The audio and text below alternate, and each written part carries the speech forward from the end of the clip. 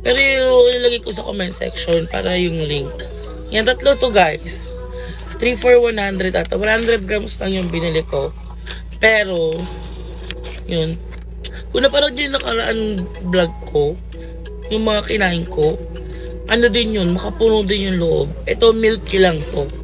Yun kasi brown sugar yung ginamit ata dun eh. Sa makapuno. Hirap ma.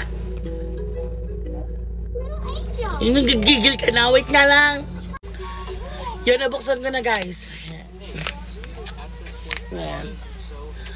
Makikita ka dito, sabi mo naman pangit ka, brown ka. Yan guys. May kutsara din siya. Sheila, nasabi ko kita. Try na natin. Yan. Pangul magkarat dito, di natin kwarto to. Guys, ito yung milky makapuno. Trending po ngayon sa TikTok. Ang sarap. May bibili ako sa palengke nito eh.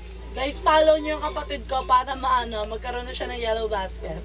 600, 300 kasi yung followers dapat. Ayan guys. Sayang naman yung mga binibili namin sa TikTok. Lalo na ako. Ang sarap. So ayan guys. Ganyan lang yan guys. Kasi kinuha niya na isa. Pero, nyari, tulungan ako. Pero talaga kinuha niya talaga. Hindi ako mag-scripted dito guys. Nakikita na dyan yan. Ay, wala ko bakalan mo ka dyan. Shoutout sa'yo dyan, di ka pa nagpapakita. Hinahanap ka ng mga kapatid ko. Yan na, wala na yung blurred. Kasi nandito na ako. Sarap. Tikman natin kung mas masarap yun sa Quezon o ito. Kahit kasi ano yun, hindi naman milky yun. May makapuno kasi nakakaumay, di ba? Yung sobrang tamis. Pero, kung dito ko kayo guys, pinapalaga. Hindi ko kayo mabubudol, wala ko yellow basket.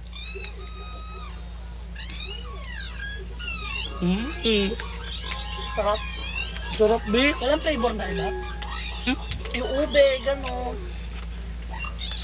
You wanna try it? You wanna buy it? Kiss tita first. Kiss tita No, first. guys, ubos ko ng isa agad. Hindi isa na lang kasi binuraot ng kapatid ko. Asyota ng kapatid ko. Bayaran mo yun.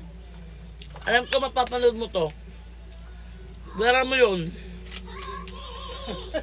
Babayad mo 100 lang to. Bayaran mo, Gcash mo sa akin. Ba't sa'yo dapat sa akin? Nga, babay na guys.